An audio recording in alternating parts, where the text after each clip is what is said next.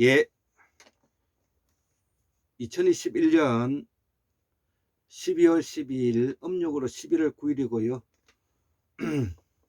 오후 4시가 좀 넘었습니다. 오늘은 일요일입니다.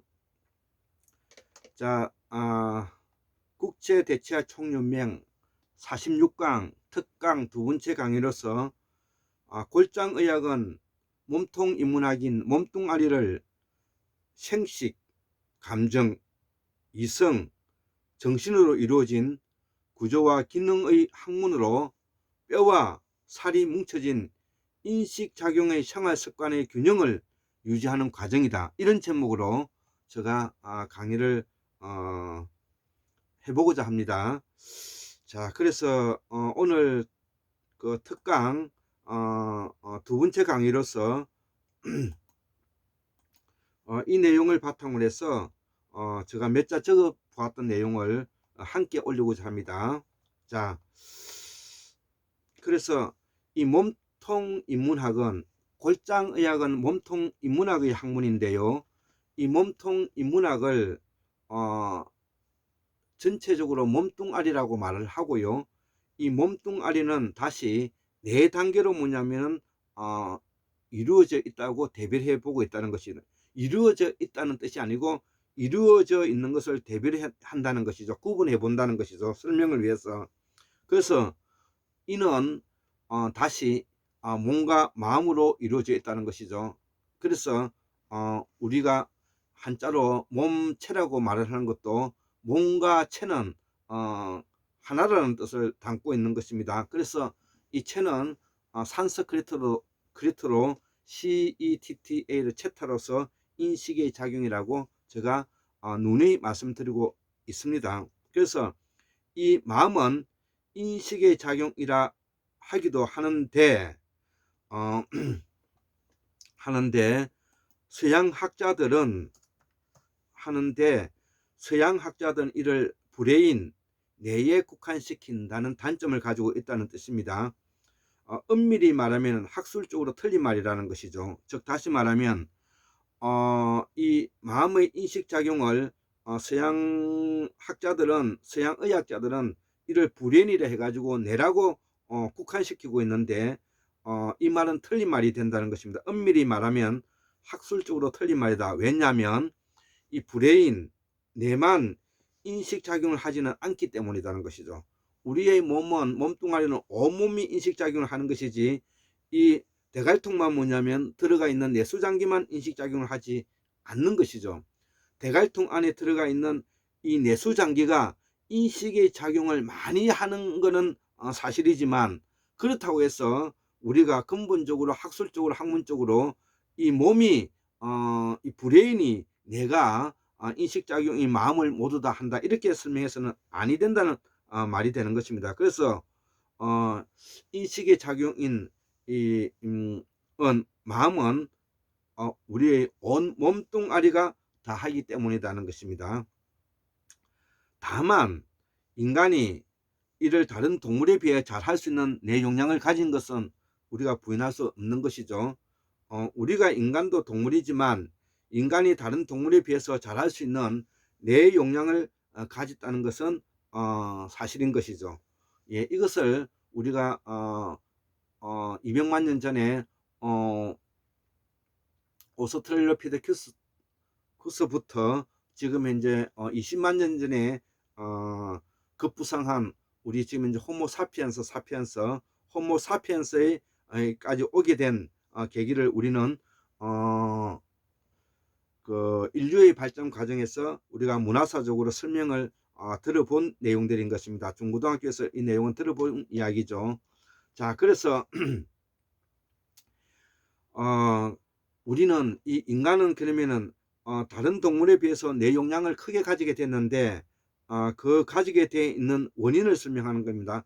특히 인간은 시각과 청각과 감각과 미각을 통해서 우리가 운동신경이 대상을 설정했다는 것입니다. 핵심은 여기에 대상을 설정했다는 것입니다.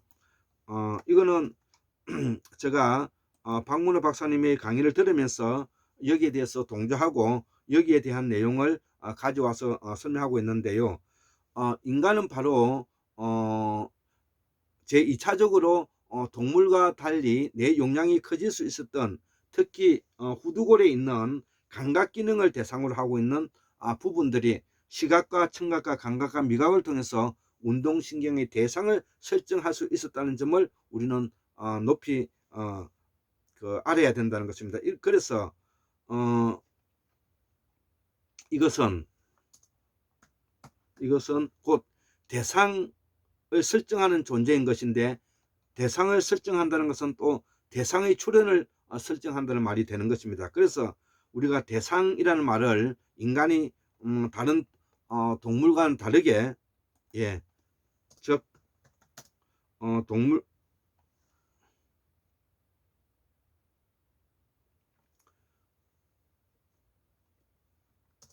즉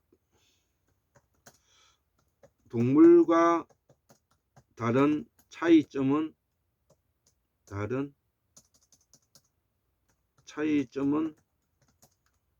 대상을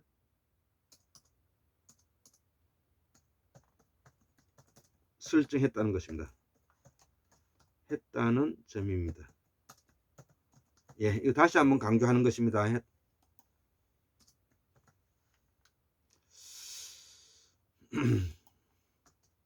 그래서 대상을 가진다는 것은 우리가 언어를 가졌다는 말이 되는 것입니다.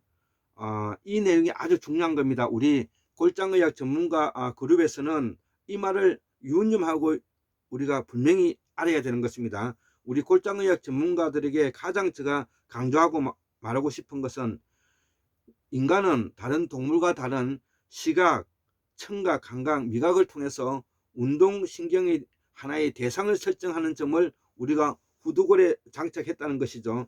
그래서 이 대상을 가지게 됨으로써 우리는 바로 언어를 뭐냐면 가졌다는 것입니다. 언어를 가졌다는 것입니다.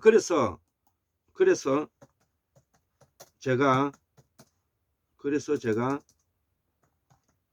어원을 중시하는 이유입니다.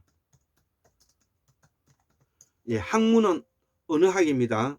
그래서 우리가 어원을 바탕으로 하지 않을 때는 학문을 전개할 수가 없고, 어원에서 설명되고 있는 언어의 대상을 이해하지 않고서는 학문이 발전되지 않고 이 의학을 공부하기 어려워지는 것입니다. 이 정도면 이제 이해가 되리라 생각하고요. 그래서 인간 행위는 모든 대상을 가진 목적을 가진다는 말이 된다는 것이죠. 여기가 되게 중요한 내용입니다. 오늘 이 내용을 제가 설명해 보기 위해서 적어 보았던 내용인 것입니다. 자, 그래서 인간은 다른 동물과 다르게 대상을 가진다는 것이고, 그 대상은 바로 시각, 청각, 미각, 감각을 통해서 운동신경으로 발전되고, 그 운동신경이 그 대상이 출현됨으로써 이것이 언어가 되고, 언어가 됨으로써 대상을 통해서 우리는 학습되어 간다는 과정 내용인 것입니다. 자, 그래서 이러한 인간 행위는 모두 대상을 가진 목적성을 가지게 되는데, 이 목적성을 가진다는 말이 이것이 바로 언어로 이제 발전하게 된다는 것이죠. 이 목적성이 언어로 발전되고 대상이 형성되는 것이다. 것입니다. 자, 그래서 이 언어의 목적성이 바로 기억으로 남는데요. 이 기억이 바로 뭐냐면은 전전두엽에 뭐냐면은 우리가 크게 되고, 이 용량이 바로 뭐냐면은 과거에 오스트랄로피테쿠스가 약 1000cc의 용량을 내수장기를 가졌다면은 우리 지금 현재의 호모사피엔스는 1400cc의 용량을 가졌다. 이렇게 이제 설명할 수가 있는 것입니다. 그래서 이 전전두엽이 발전하였고, 이것이 이제 인간이 되었다는 것이죠. 자, 이를 풀어보면은 몸뚱아리는, 우리 이 몸뚱아리는 동물이나 인간이나 같다. 그렇죠. 우리가 다른 동물이나 인간이나 이 몸뚱아리를 가졌다는 점은 같다. 그런데 인간은 생식체이고 생식적이고 감정적이고 이성적인 마음까지는 외형상 크게 다를 바가 없이 보인다는 것이죠. 우리가 다른 동물과 다르게 동물들도 생식을 하잖아요. 그 다음에 부모와 자식에 대한 애틋함 감정도 있죠. 그 다음에 여기에 대해서 나름대로 또 이 유인원은 가지고 있는 이성적인 마음까지도 가지고 있다는 것이죠. 그래서 외형상 같지만 그 인식의 작용이 바로 이성 정신의 마음에서 차이 난다는 것이죠. 이것이 뭐냐면은 다른 동물과 차이 난다는 점을 제가 설명하고 있는 것입니다. 그래서 여기서부터 이성과 정신은 한 묶음으로서 뭐냐면은 같이 이해되면서 설명을 해 가야 된다는 것입니다. 이를 우리는 이성마음이라 하고 정신마음이라고 부른다. 여기서도 우리는 이성머리라고 말하지 않고 정신머리라고 말하지 않는 것은 바로 학술적으로 맞지가 않기 때문에 그렇습니다. 이성마음이 맞고 정신마음이 맞는 것이죠. 자, 여기까지를 우리가 몸통 인문학의 4단계라고 말한다는 것이죠. 우리가 몸통 인문학의 4단계가 생식적, 감정적, 이성적, 정신적 이렇게 이제 4단계로 나눈다는 것이죠. 이를 건강과 의학에 적용하면은 신체적, 사회적이라는 것은 환경을 포함하는 것입니다. 정신적, 영성적 이렇게 설명하고 있다는 것이죠. 신체, 사회 환경, 정신, 영성 이렇게 마음으로 대비할 수 있는 것이다. 자, 그러면 학문이란 좀 더 보완해서 설명을 해보면 요 말은 앞에 부분은 우리 박문호 박사님이 말씀하셨고 그 뒤에는 제가 다시 덧붙였는데요. 지구의 행성에서 인간이란 현상을 규명하는 것이다. 예, 이 대단히 중요한 것이죠. 저는 이렇게 표현하고 있죠. 학문이란 우주만상의 원리를 찾아 나서는 것이다. 이렇게 설명하기도 했죠. 제가 저는 우주만상의 원리를 찾아 나서는 것이다. 이렇게 표현하고요. 박문호 박사님은 지구의 행성에서 인간이라는 현상을 규명하는 것이다. 이렇게 설명하기도 합니다. 자, 이를 구체적으로 설명하면 천상의 소리인 즉 하늘의 소리인 말을 문자로 만든 우리가 실담어를 통해서 자연 현상의 원수를 대칭적으로 밝혀가는 과정이다. 이렇게 다 설명할 수가 있는 것이죠. 왜냐하면 우주는 바로 대칭적으로 이루어져 있고 인간도 대칭성을 가지고 있기 때문에 그렇습니다. 이를 표현하는 과정을 학문이라 하고 이를 실현시키는 과정을 저는 골장이라 한다 이거죠. 우리가 골장의학이 다른 학문보다도 중요한 것은 이런 천상의 소리와 학문을 바탕으로 하는 이 원리를 인간에게 적용시켜서 인간에게 그것을 실현시켜 나가는 과정이다. 앞에서 이야기했던 인간의 현상을 규명하는 단계를 넘어서 인간의 현상의 규명을 실현시켜 나가는 과정이 골장의학이다. 이 점이 바로 골장의학 전문가 그룹에서 우리가 내놓을 수 있는 중요한 내용들인 것입니다. 그렇기 때문에 SBT 요법이 필요하고요. SBT 요법은 스포츠 바이오테크놀리지라 그러는데 스포츠 생명공학 의학의 기술로서 SBT 요법을 바탕으로 해서 몸을 치유해 가는 학문적 기반을 가지고 있고 여기에 스킬과 테크닉이 필요하다. 이렇게 이제 하고 여기에는 이를 위해서는 진단과 체질 도포가 필요하다. 이렇게 이제 설명할 수가 있는 것입니다.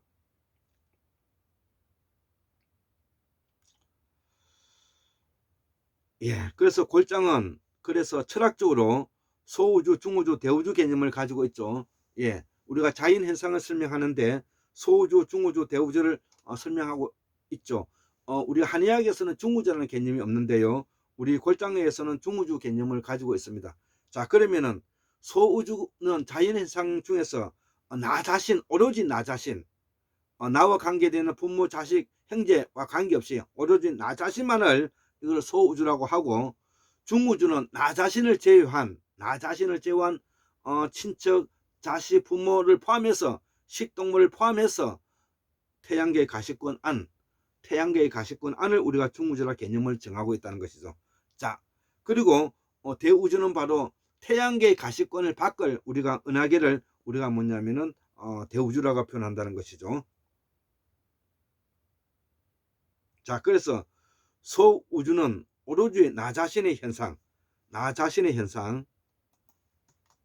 중우주는 나를 제외한 식동물과 태양계의 가시권 안. 대우주는 태양계를 벗어난 은하수 은하계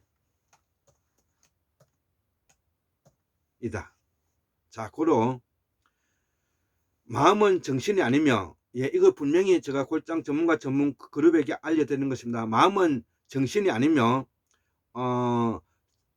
마음은 대상도 목적도 아니다는 것이죠. 마음은 대상도 목적도 아니다는 것이죠. 어디까지나 인식작용이다. 이게 중요한 것입니다. 그래서 마음의 인식작용은 대상이나 목적으로 되지 않는다는 뜻이 담겨 있는 것입니다.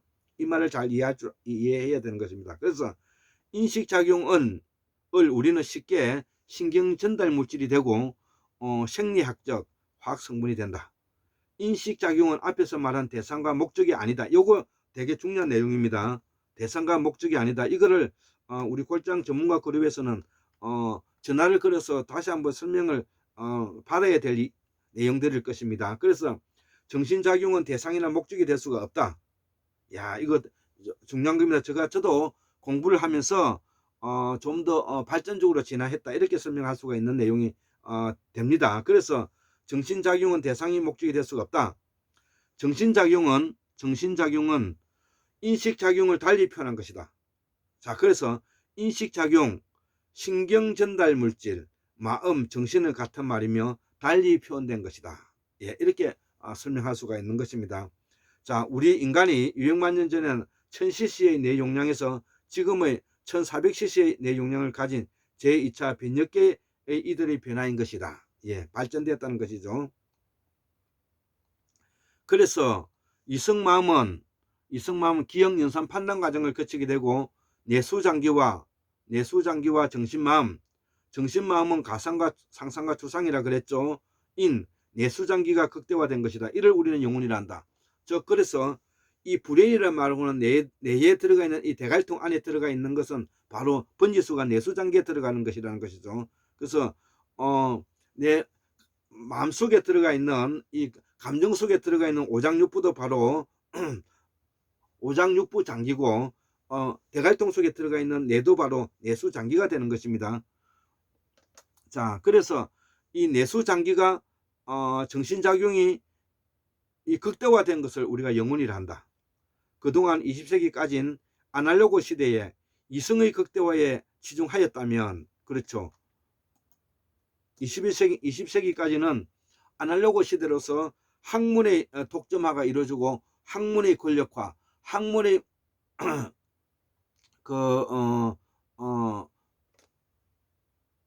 소집단의 권력화가 되어 있자면, 앞으로 21세기는 학문이 권력화가 되기 어렵다는 것입니다. 자, 21세기는 디지털 시대에는 생식과 감정마음이 복원했다. 그래서 그동안에는 이성마음과 정신마음을 소중히 여겼다면 21세기는 바로 생식마음과 감정마음이 이제 그 중요시되는 시점으로 들어왔다는 것이죠. 골장의학이 가장 중요한 내용은 바로 이성마음과 정신마음에서 벗어나서 생식마음과 감정마음이 뭐냐면은 발전되어 가는 그런 학문으로 이제 전환되어 가고 있다는 것입니다. 이거를 강조하고 설명해 드리고자 해서 오늘 이거를 적은 것입니다. 이것이 바로 골장의학의 새발견이라는 것입니다. 그래서 골장의학은 인도의 아유르베다 의학처럼 이는 생활습관의 균형에 있기 때문이다. 아유르베다는 우리말이다. 예, 우리가 아유르베다는 말을 인도에서 쓰는 말인데, 우리말은 그 네팔, 그 다음에 티벳, 파미르 공원에 기거하고 있는 판찰라스 지방, 천산북로와 천산남로인, 예, 곤륜산, 타클라마칸 사막을 바탕으로 하고 있는 도난까지 이르게 되는 비단길, 중세 유라시아를 넘나들었던 그 길에 있어서 사용했던 말이 바로 판찰라스 말이고, 그것이 바로 북방 실담자이고, 이것이 북방 산스크리트가 됐다는 것이죠. 예, 그렇기 때문에 우리말은 바로 실담어이고, 우리말이 바로 말을 표현한 것이 산스크리트다. 그렇기 때문에 우리말을 알아야만이 산스크리트를 이해할 수가 있고, 산스크리트를 알아야만이 영어, 그 다음에 다른 유럽의 언어들을 이해할 수가 있다는 것입니다. 그래서 우리가 인도에 있는 아유르베다 의학이라는 말도 우리가 가장 많이 쓰고 있는 말이 바로 아유라는 말입니다. 예, 아유 죽겠네, 아유 미치겠네, 아유 지랄하네, 아유 힘들어, 아유 때려 죽이고 싶어, 아유 그 인간. 이렇게 아유란 말은 우리말 속에 엄청나게 쓰고 있는 것입니다. 그러면 그 아유가 어떤 뜻이냐? 우리말이 산스크리트가 된 건데 이것이 바로 생활의 습관으로 번역이 되고 있다는 것입니다. 베다는 사물을 깊숙이 들여다본다는 것이죠. 어떤 구멍을 통해 가지고 깊숙이 그 안을 들여다보는 것을 우리가 베다라고 그러지 않습니까? 그래서 그거는 사물을 깊숙이 들여다본다. 그러니까 베다 경전이 나왔다는 것이죠. 이것만 보더라도 우리의 말이 얼마나 천상의 소리와 하늘의 소리를 닮은 말을 하고 있는가를 우리가 이해하면 공부를 하는데 어려움이 없어지는 것입니다. 자, 그래서 골장의학은 인도의 아유르베다 의학처럼 이는 생활 습관의 균형에 있기 때문이고, 아유르베다는 우리말이다. 아유는 우리말의 생활 습관적으로 붙이는 말이고, 아유 죽겠네, 아유 힘들다 이런 말이고, 그래서 베다는 우리말 베다로 생활의 지혜인 것이다. 자, 그래서 아유르베다는 바로 생활 습관적으로 우리에게 뭐냐면은 균형을 맞춰가는 의학이 인도 의학인데, 그 인도 의학을 구체적으로 설명하면 바로 몸통 인문학에서 말하고 있는 몸뚱아리를 4단계로 나눠서 생식, 감정, 이성, 정신으로 나누어서 우리가 이것을 균형을 맞춰가는 학문이다, 이렇게 설명할 수가 있는 것입니다. 그래서 결론은 골장의학은 몸통 인문학인 몸뚱아리를 생식, 감정, 이성, 정신으로 이루어진 구조와 기능의 학문으로 뼈와 살이 뭉쳐진 인식장애의 생활습관의 균형을 유지하는 과정이다. 이 내용을 우리 골장 전문가는 완전히 외우고 이해하여야 하며, 이러한 뼈와 살이 뭉쳐져 있는 심층근막 깊숙이 들어가 있는 굳어진 것을 슈처스로 캐내는 기술이, 이것이 골장 기술이다. 그 골장 기술을 바로 우리가 일압을 통해서, 주관절압을 통해서, 슬관절압을 통해서 우리의 인체의 몸을 통해 가지고 심층근막 깊숙이 굳어져 있는 것을 캐내고 의료적 사고를 거치지 않고 의료행위를 하지 않으면서 이거를 자연요법으로, 자연의학으로 해결해 가는 것이, 이것이 골장의학이다. 이거를 오늘 제가 설명해 하고자 하는 것입니다. 예, 어떻게 정신없이 제가 이야기했는 것 같은데요. 이런 내용들은 제가 줄곧 해왔던 내용들이기 때문에 앞으로 다시 한번 들으면서 오늘 특강 1, 2강을 잘 이해해 줬으면 고맙겠습니다. 예, 74,140년 1958년 2021년 12월 10일 일요일 골장 김태수 두 손을 올립니다. 예, 감사합니다.